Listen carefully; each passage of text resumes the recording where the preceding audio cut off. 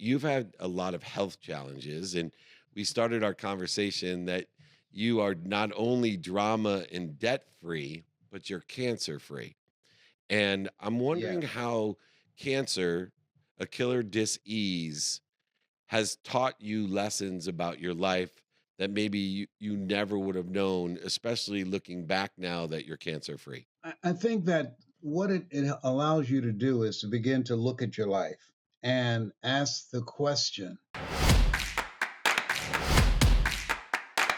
Welcome to Office Hours. I'm David Meltzer, and I'm giddy, to be honest. I'm here at the SiriusXM studios in Las Vegas in the lobby of the Wynn, and I have three of my best friends co hosting with me who I've mentored and been mentored by and from.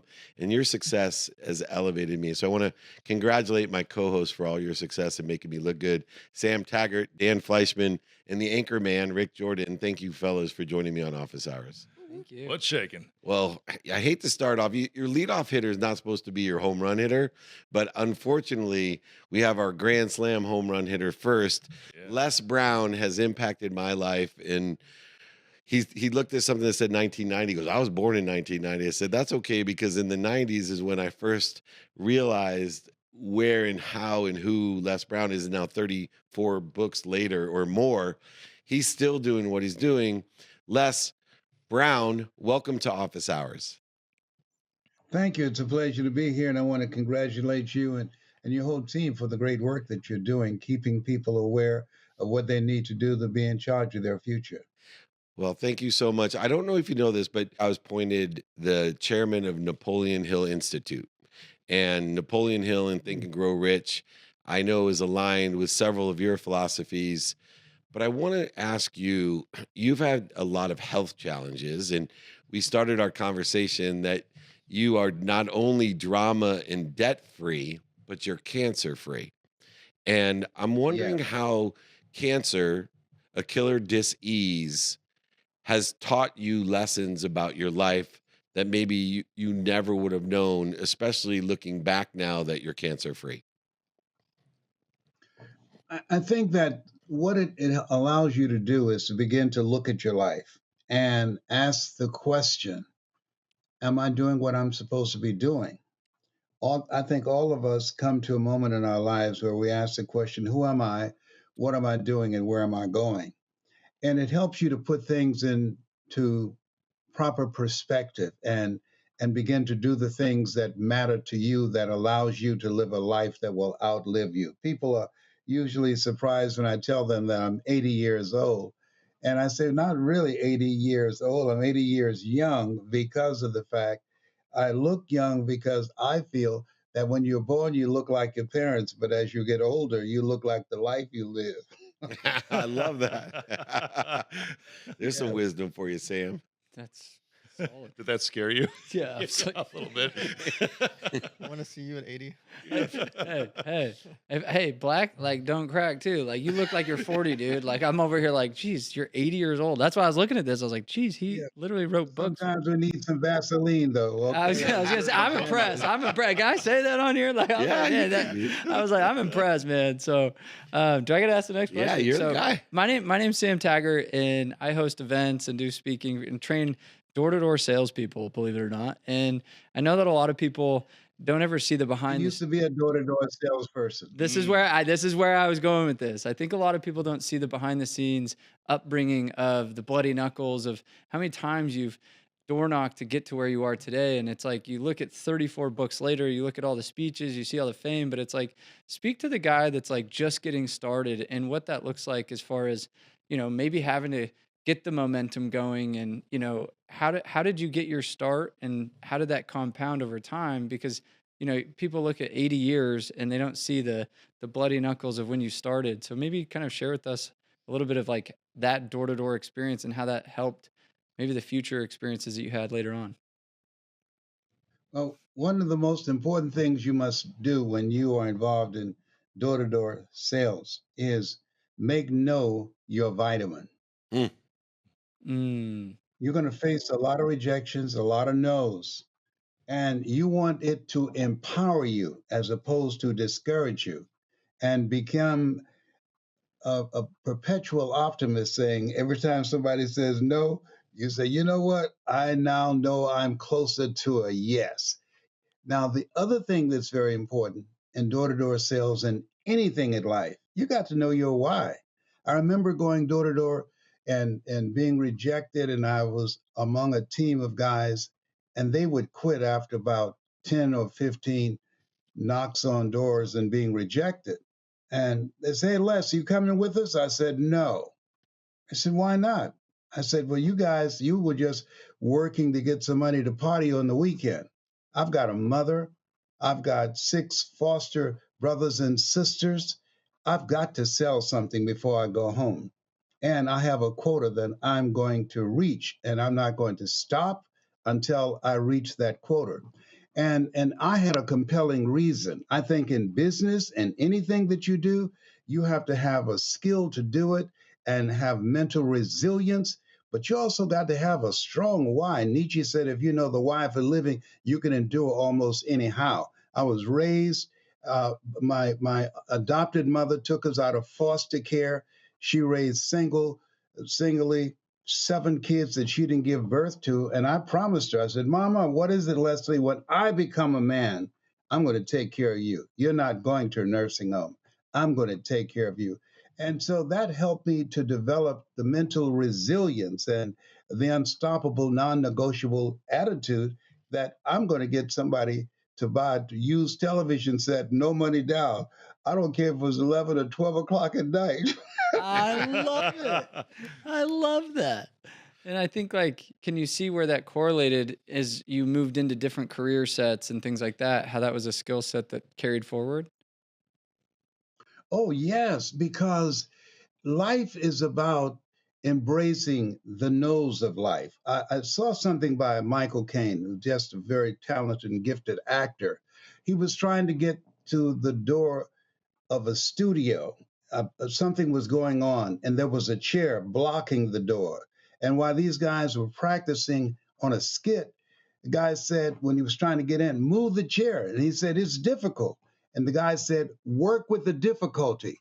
If it's a Mm. comedy, then trip over the chair. If it's drama, then pick it up and throw it at somebody, but work with the difficulty. I took that. I said, whoa, if any of us are going to be successful in this era of accelerated change, overwhelming complexity, and tremendous competition, we have got to learn to work with the difficulty. Had I not done that when I was labeled educable, mentally retarded, and put back from the 5th grade to the 4th grade, failed again in the 8th grade, no college training, and applying for jobs to speak for AT&T, Procter& and Gamble, McDonald's Corporation, IBM, Xerox, no corporate experience, no college degrees, and going up against people with PhDs and MBAs. Had I not been willing to work with the rejections and find out what is it I bring to the table that will help me to stand out and make a greater impact, I wouldn't be where I am now. So it really built my character and helped me to build mental resiliency. Love that. Speaking of mental resiliency, if anybody knows Dan Fleischman, you understand the definition of resilient. Welcome back, my friend. It's a pleasure to be here. All right, Les Brown.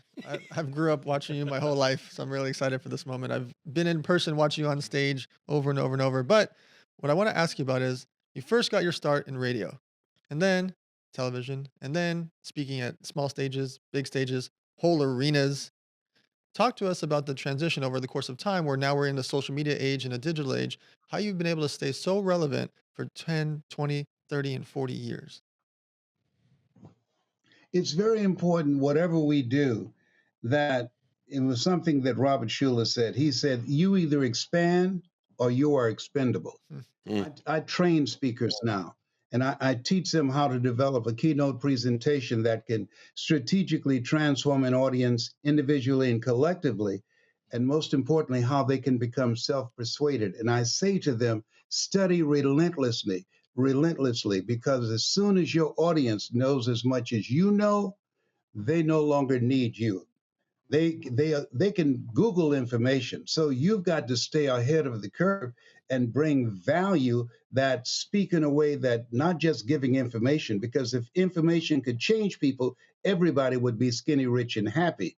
that you have to be strategic on how you use your story so the audience can individually and collectively see themselves in your story and dismantle their current belief system and become self persuaded.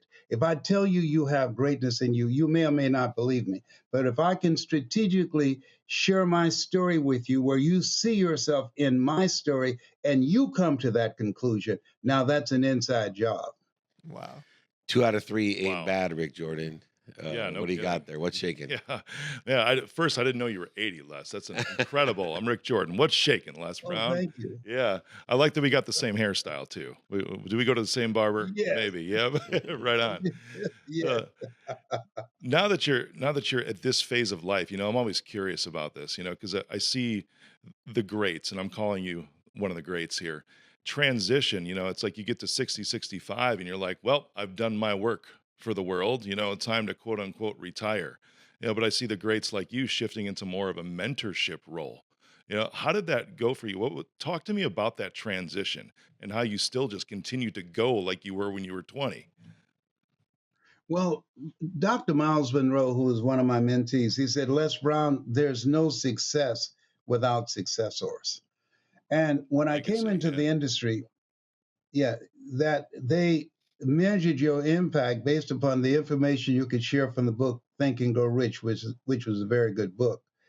As I train speakers now, I say to them, and this has helped me to stand out in the industry. I said, never let what you want to say get in the way of what your audience needs to hear. And all that Mm, get understanding. And so, in order for us to really, in this era of accelerated change, overwhelming complexity, and tremendous competition, in order to create value for people, we have to do exactly what we're teaching them to do. Number one, and I believe, don't practice what you preach, preach what you practice. You have to develop a ritual for mental resiliency because life be life. Things going to happen to you, especially after 35, and it's going to happen to people that you care about. The next thing that is very important is continuously upgrading your skill set and leveraging artificial intelligence to work for you because over 325 million jobs will be lost to artificial intelligence. And so that gives the opening for new opportunities and new economies. And the third thing that's most important is developing communities of greatness. Harvard University did an 85-year study, and it's called your reference group. And they wanted to know the one percenters. Is it that they had in common? And what they found that they were in a group of people who that they could learn from, they can grow from, that held them to a higher standard. And iron sharpening iron. So the people that are going to make it today, not only must they have mental resilience and learn artificial intelligence to make it work for them, but they need to be a part of a community of collaborative, achievement driven, supportive relationships that will help them to create momentum in the direction of what they want to accomplish. incredible. Life be lifing. Dave, can we I keep love Like that. one more? Go ahead, Dan. No, can we keep him for like 3 or 4 more hours? Yeah, Yeah, for real. He's so kind. If we offer to fly down and see him, we could actually I'm have. ready. I'll drive. Exactly. We'll go meet him. There is Appreciate only you. one Les Brown, Yes. and there's only Yeah. one smile like that, and there's only one energy that has propelled me in my career. In a testament to your success are these three gentlemen here, who I've played a part, hopefully, of passing down the inspiration, education, intuition that I have learned with the incredible intellect of Les Brown. He speaks for himself. In Latin, that's res ipsa loquitur, that which speaks for itself.